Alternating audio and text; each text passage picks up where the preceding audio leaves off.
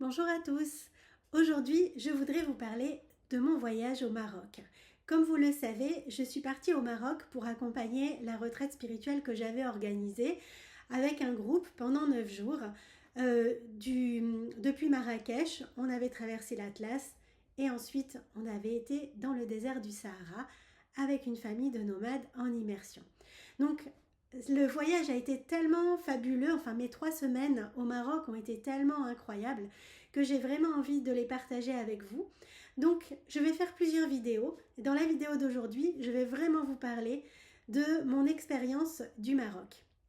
Alors déjà, ce qu'il faut savoir, c'est que ça n'était absolument pas une destination à laquelle j'aurais eu envie d'aller, voilà, parce que tout simplement ça ne me parlait pas.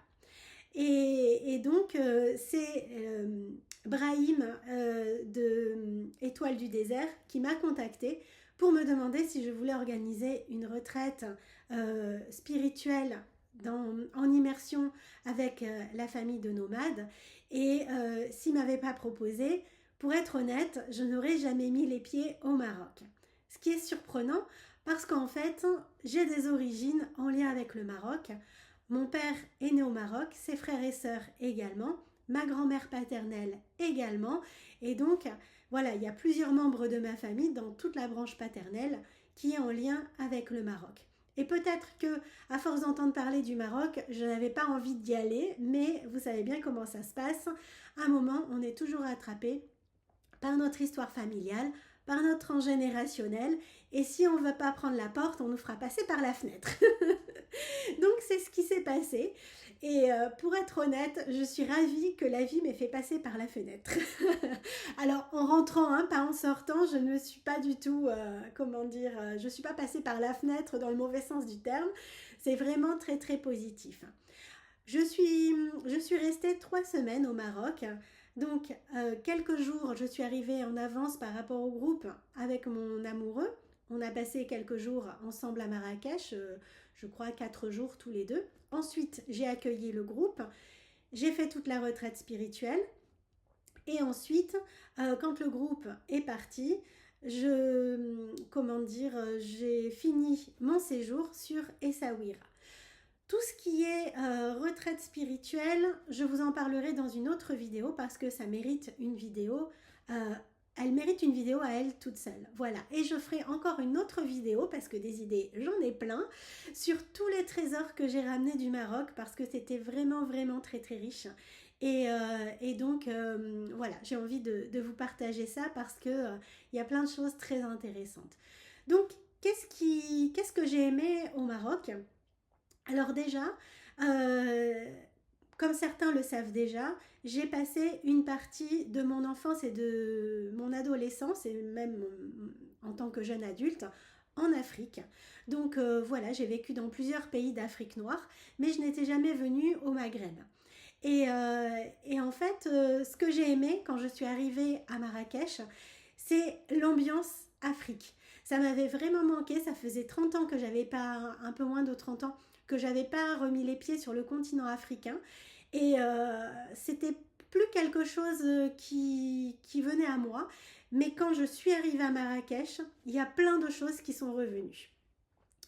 Et voilà, les paysages, même si c'est quand même différent, parce qu'au Maghreb et au Maroc en particulier, parce que je ne connais pas les autres pays du Maghreb, mais donc je peux vous parler du Maroc, euh, c'est tous les palmiers, voilà, et ça c'est un peu différent de l'Afrique noire. Par contre, j'ai reconnu les grandes routes, les grandes avenues, la vivacité, la vie en fait en ville, les gens qui roulent n'importe comment, les voitures qui fument noir, et en fait j'adore tout ça. Donc moi dès que je suis arrivée au Maroc, je me suis sentie mais comme un poisson dans l'eau. J'étais vraiment contente, je trouvais que tout était joli, voilà, l'architecture, les paysages, je trouvais les gens amusants, Et voilà. Mon compagnon, lui, n'avait jamais mis les pieds en Afrique. Il était complètement flippé. Parce que effectivement, quand on ne connaît pas, c'est un autre monde, c'est une autre culture. Et on peut être assez surpris par les voitures qui coupent la route, que sur une route à deux voies, on puisse être trois voitures, quatre scooters et 20 piétons. Moi, c'était quelque chose que je connaissais et ça m'a fait vraiment, vraiment plaisir de retrouver ça. Ensuite, je peux dire que tous les Airbnb dans lesquels je suis allée en étant au Maroc ont tous été géniaux. Autant en Grèce, l'année dernière, j'ai demandé presque à chaque logement d'être relogé parce que c'était pas du tout en lien avec la description de l'annonce. Autant là, c'était vraiment royal. Il y avait quelques petits trucs par-ci par-là, comme parfois l'eau chaude qui manquait un peu, mais, euh, mais vraiment des logements de très grande qualité. Et ça, c'était vraiment super. Pareil pour les restaurants. Euh, on a mangé dans beaucoup de restaurants, on s'est fait bien plaisir. Pourtant, vous savez, je suis végane et sans gluten, donc c'est pas facile pour moi de trouver à manger. Ça m'est arrivé une fois parce qu'il y avait des problèmes de communication avec le serveur qui ne comprenait pas bien le français. Donc j'étais pas sûre que j'allais être servi ce qu'il fallait pour ne pas tomber malade. Donc c'est la seule fois où j'ai changé de restaurant. Sinon, à chaque fois que j'ai mangé dans un restaurant, que je suis arrivée dans un restaurant et que j'y ai mangé, c'était extrêmement bon. Le service était très très bien, en sachant que euh, au Maroc, c'est un autre rythme. C'est-à-dire que euh, vous pouvez attendre la carte 20 minutes, une demi-heure. Ensuite, vous pouvez attendre autant pour qu'on vienne prendre votre commande et encore autant, voire plus, avant qu'on vous serve le premier plat. Pardon. Donc, clairement, quand on va au restaurant, il ne faut pas être pressé. Voilà, moi j'étais en vacances, j'étais pas pressée, j'en ai profité, c'était très bien comme ça. Et c'était aussi le rythme dont j'avais besoin parce que depuis quelque temps, entre les soins aux clients, tous les messages que je reçois auxquels je dois répondre, et ça me fait plaisir d'y répondre, hein, plus tous les autres projets que j'ai, etc., et dont je vous parlerai bientôt, j'ai des journées vraiment à rallonge. Je travaille 12, 13, voire 14 heures par jour. Et là, je suis en train de... Enfin, j'étais en train de me fatiguer beaucoup. Et vraiment, le rythme marocain, ça m'a fait redescendre. C'était pile ce dont j'avais besoin. Un rythme plus lent qui me remettait vraiment à un tempo plus adapté à ce dont j'avais besoin. Donc ça, c'était vraiment parfait. Ensuite, ce que j'ai adoré aussi, c'est la gentillesse des gens. Je suis pas sûre d'avoir déjà été dans un endroit où les gens sont aussi gentils. Alors, je suis déjà partie en voyage. En Écosse, les gens sont adorables. En Islande, les gens sont adorables. Mais là, il y a quelque chose de plus.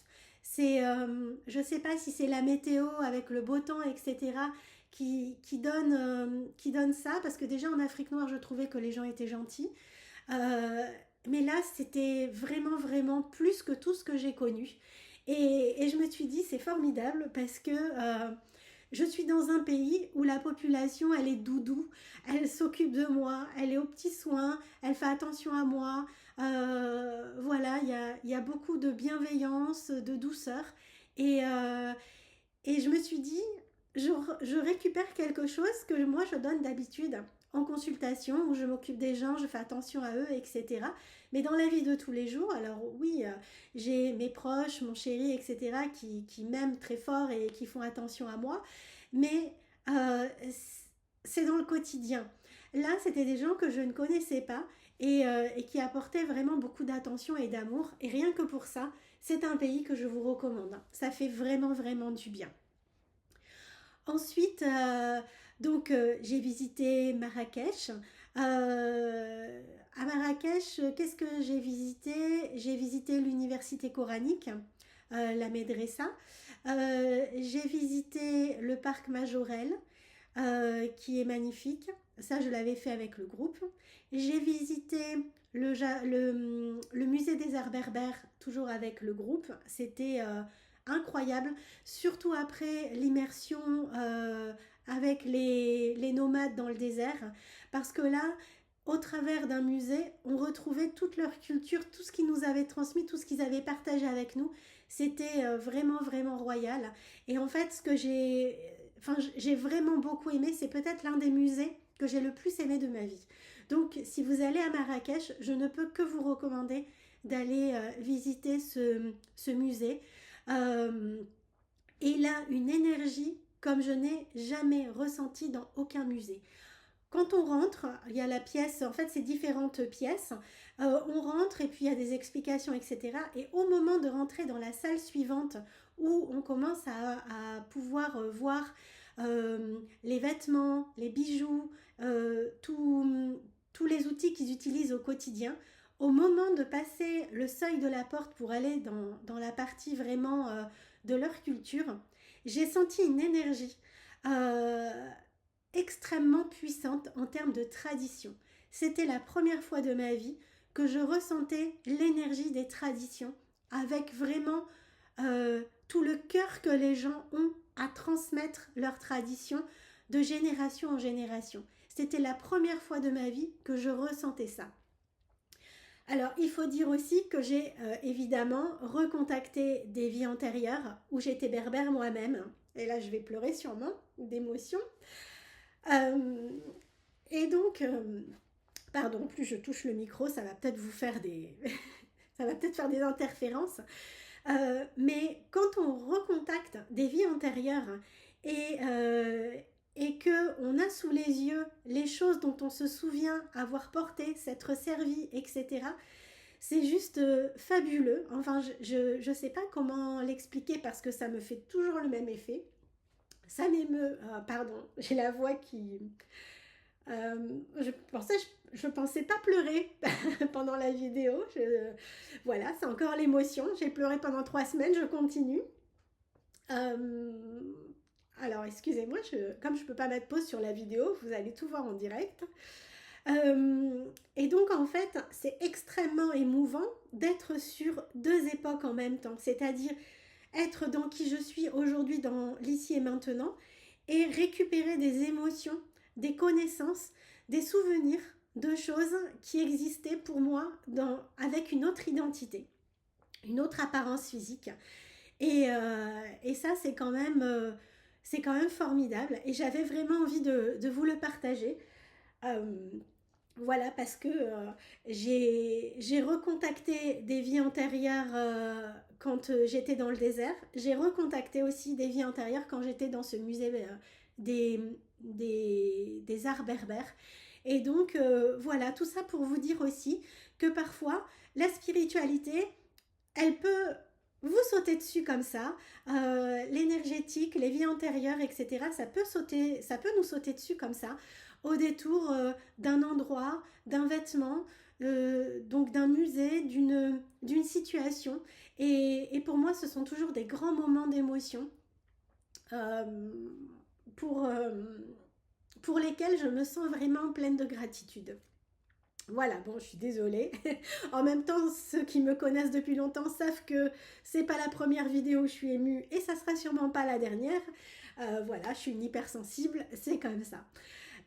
Et donc, voilà, ce musée des arts berbères, c'est vraiment le musée. Et pourtant, des musées, j'en ai visité vraiment, vraiment beaucoup. Mais celui-là, il m'a vraiment touchée. Voilà, donc ensuite, j'ai visité aussi la Fondation Yves Saint-Laurent. J'ai pas tellement accroché, j'ai trouvé ça assez fade. C'est très en lien avec la mode, hein, quelque chose de froid, qui dépersonnalise les femmes, qui veut les habiller mais qui les aime pas. Ça n'est que mon avis, ma fille est dans la mode pour ceux qui le savent. Et elle, au contraire, elle y met vraiment beaucoup, beaucoup d'amour. Mais là, pour Yves Saint Laurent, c'est beau ce qu'il fait, c'est voilà, c'est de la belle créativité, mais par contre c'est froid, je n'ai pas senti d'âme. Donc pour moi, c'est pas un endroit que je recommanderais. Euh, Évidemment, j'ai visité aussi les souks, la Médina. Voilà, je me suis promenée dans ces ruelles très étriqué, où on se fait alpaguer à chaque échoppe pour acheter ceci, cela, des vêtements, des épices, etc.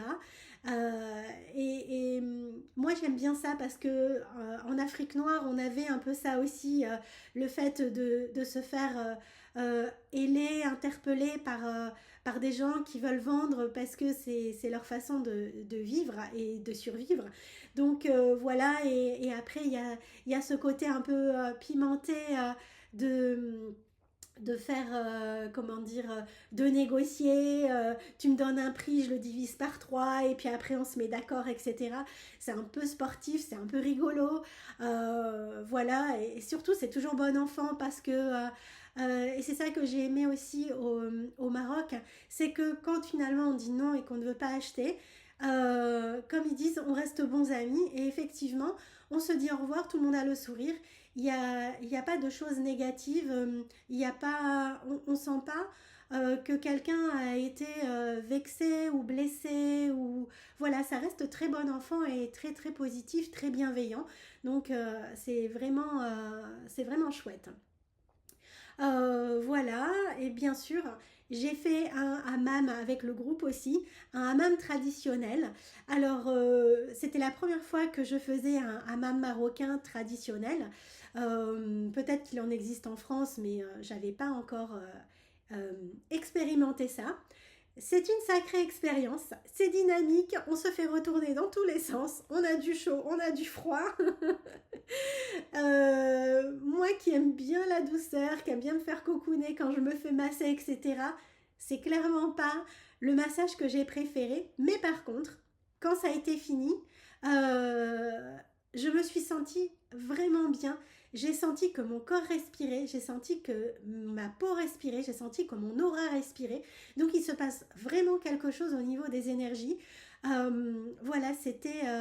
je suis sortie, j'avais l'impression d'être en train de respirer par tous les pores de ma peau et tous les pores de mon aura. Donc ça, c'était vraiment sympa. J'étais, comme je vous dis, avec le groupe. Ils ont tous beaucoup aimé. Il y avait des personnes qui étaient assez pudiques, hein, qui sont sorties de leur zone de confort. Et je trouve ça intéressant que même à travers ce genre d'expérience, on puisse encore évoluer, on puisse encore se faire du bien et se prouver qu'on peut sortir de, comment dire, de nos blessures, de nos peurs, de nos complexes, etc. Moi, j'étais à part avec mon amoureux. Les filles du groupe étaient ensemble. Mais en tout cas, voilà, avec mon amoureux, c'était quand même un vrai moment sympa de couple. Euh, voilà, c'était chouette.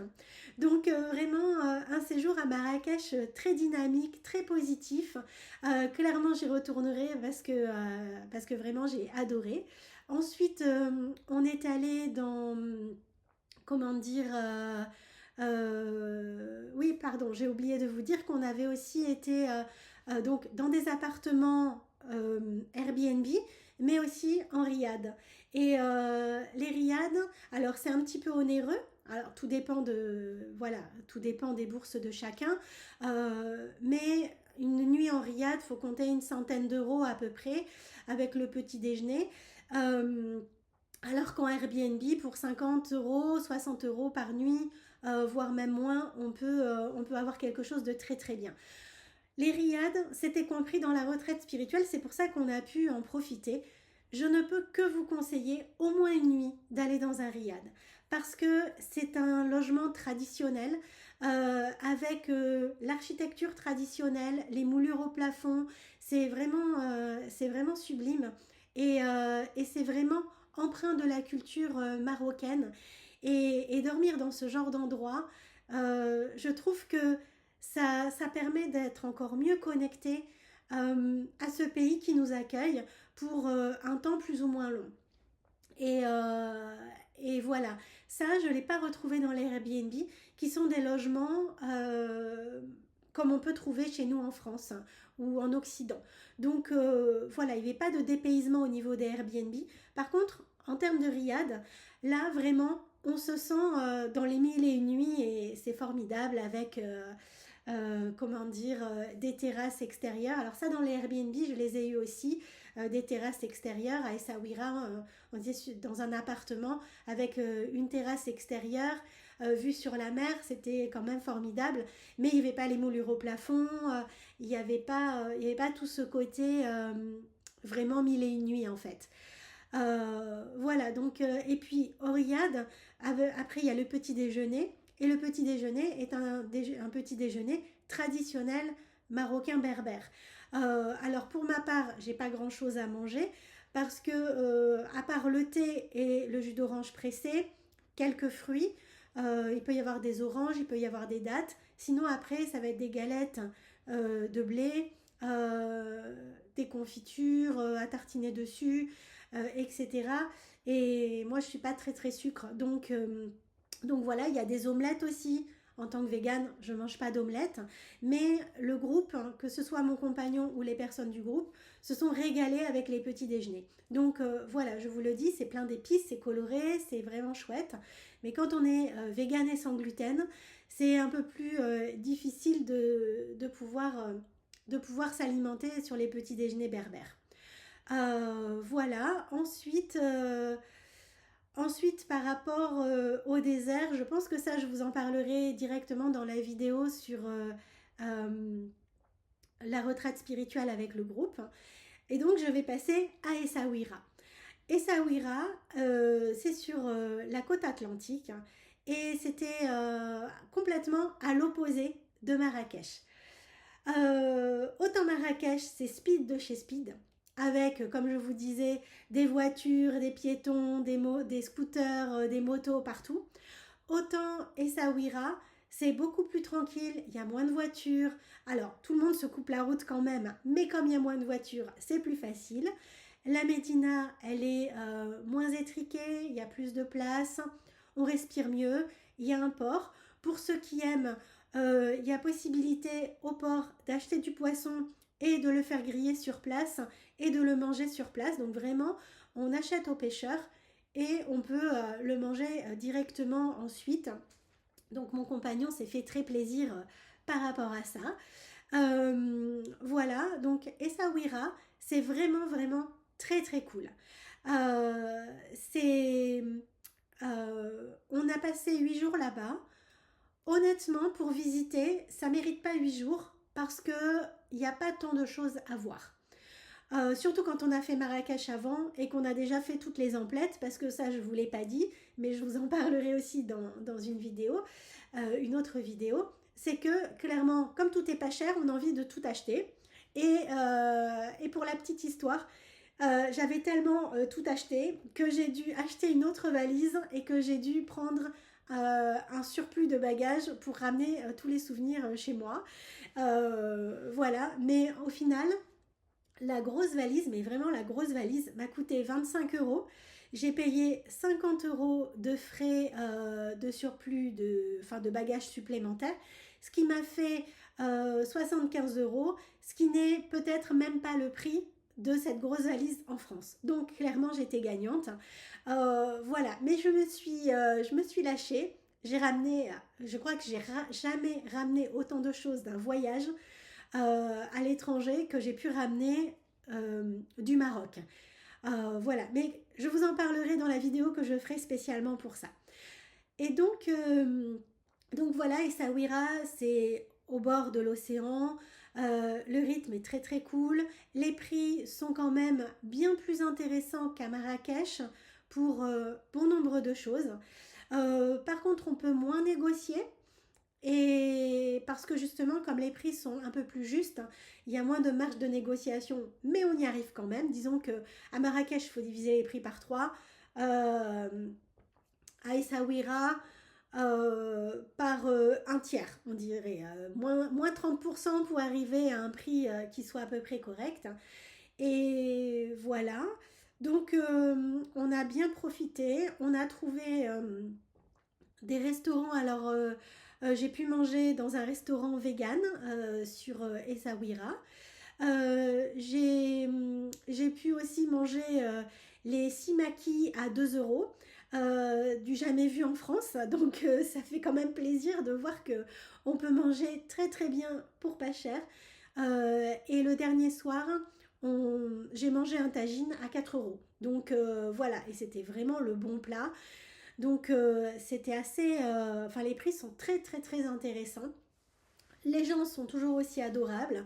De toute façon, partout où on est allé, on a vu que des gens adorables. Donc ça, c'est... Enfin, je sais que j'insiste dessus, mais c'est tellement marquant que ça vaut la peine d'être... Enfin, que ça... C'est important de pouvoir le répéter parce qu'il faut que... Enfin, c'est important d'encenser la gentillesse des gens. Voilà. Essaouira, c'est loin de tout. Donc, c'est pour ça que je vous disais, nous, on a passé 8 jours à mon sens, à part si on veut vraiment vraiment du repos, ce dont moi j'avais besoin, et le fait qu'il n'y ait pas 36 000 choses à visiter, ça m'a obligée à me poser. J'avais le temps de faire des siestes, j'avais le temps de récupérer. Mais si on n'est pas fatigué comme ça et qu'on est assez dynamique comme je peux l'être ordinairement, je dirais que 3 jours à Essaouira, si on veut visiter le reste du Maroc, ça suffit. Voilà, si vraiment on veut se poser, si on veut vraiment une parenthèse suspendue en termes de temps dans notre vie, une semaine à Essaouira, c'est très bien. Voilà, on est allé, on avait loué une voiture, on est allé visiter un petit peu les alentours, mais en fait, Essaouira, c'est très loin des autres grandes villes. Donc finalement, il n'y a pas énormément de choses à voir. Et d'ailleurs, à la fin de la semaine, on avait tellement arpenté les rues de la Médina que les gens dans les échoppes nous reconnaissaient, nous saluaient. On avait l'impression d'être des célébrités. Voilà, donc c'était vraiment super. Et puis, ce qui a été très sympa aussi, c'est qu'en fait, à Marrakech, j'ai pu rencontrer une cliente marocaine qui habite normalement Rabat, qui pendant ses vacances était venue à Marrakech parce qu'elle savait que j'y étais, donc c'était pour pouvoir euh, qu'on se rencontre et c'était vraiment chouette. Donc elle m'a présenté aussi ses parents, voilà, c'était tout mignon.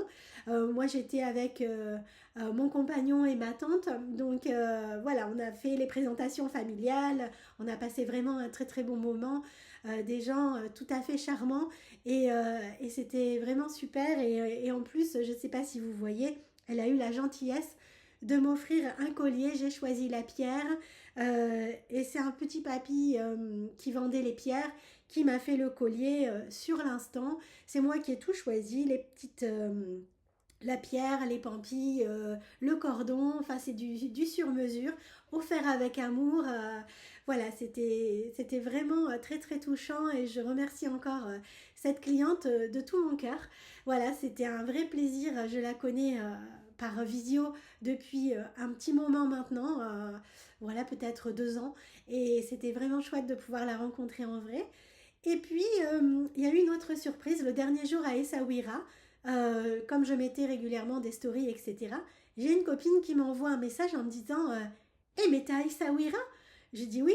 Elle me dit mais tu sais qu'on y habite maintenant? Bah non, je ne savais pas. Je savais qu'ils étaient partis au Maroc, les amis en question, mais je ne savais pas qu'ils étaient à Essaouira. Donc je lui dis je pars demain. Elle me dit si tu veux, on se voit. Donc en fait, on s'est fait une fin de journée, une soirée, les deux couples. On a passé un super moment.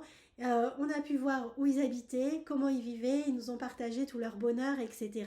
Et nous, on s'est réjouis de les voir heureux. Donc voilà, c'était vraiment la cerise sur le gâteau. J'ai vraiment eu l'impression que ce séjour au Maroc, c'était... Enfin, que toutes les portes s'ouvraient pour moi, qu'il n'y avait que des choses fabuleuses. Voilà, j'ai aussi eu des retrouvailles, à mon sens, des retrouvailles d'âme avec quelqu'un. Je vous en parlerai dans une autre vidéo.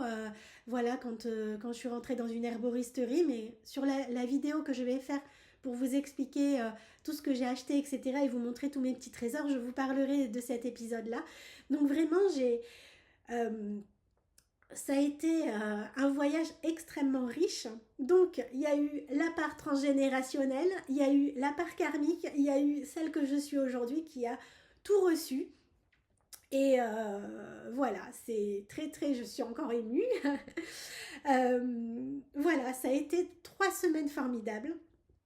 Je pense que je vais avoir un petit peu de temps à m'en remettre parce que maintenant il faut revenir dans la vie ordinaire et bon, j'aime ma vie, voilà, je suis très contente de la vie que j'ai. Mais là, il y avait vraiment quelque chose de plus. Voilà, le fait de revenir sur le continent africain, de renouer avec des sensations, avec, comment dire, des souvenirs, parce que même si c'était l'Afrique, c'était pas l'Afrique noire, c'était le Maghreb, il y avait quand même des choses qui se ressemblaient et ma vie en Afrique noire, les années passées en Afrique noire, ce sont des années que j'ai vraiment, vraiment aimées de tout mon cœur. Donc, retrouver ça, remettre le pied sur le continent africain, c'était quelque chose, comment dire, de très fort, un très beau cadeau. Voilà, donc je crois que je vous ai tout dit. J'espère que je vous ai donné envie d'aller vous aussi visiter le Maroc. Peut-être aussi d'aller récupérer des choses qui vous attendent là-bas. Voilà, les larmes coulent toutes seules. C'est le poids des émotions.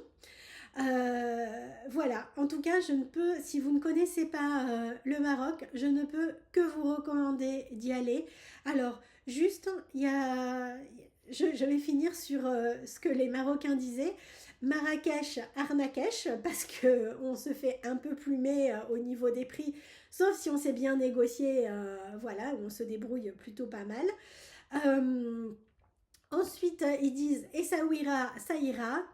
Tanger, danger, parce que évidemment que là-haut, sur le nord du pays, on nous déconseille plutôt d'y aller. C'est un petit peu moins, on peut être un peu moins en sécurité. Après ils disent Safi, ça suffit. Agadir, Agadir, rien à dire. Enfin voilà, ils ont des petits mots comme ça pour chaque ville. C'est assez rigolo. Et donc voilà, moi ça a été Marrakech, le désert et puis Essaouira. Et c'était déjà formidable et il me tarde déjà la prochaine fois d'y aller pour aller visiter plein d'autres choses parce que voilà, ça m'a donné envie de connaître ce pays encore mieux.